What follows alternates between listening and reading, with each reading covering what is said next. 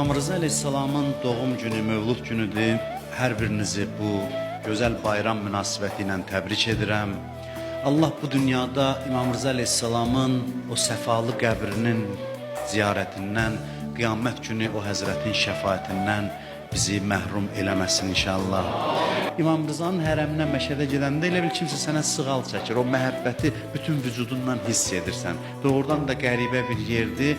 İnsan orada keçirdiyi halları dillə izah eləyə bilmir. Və Allah qismət eləsin onun qəbrinin ziyarətini.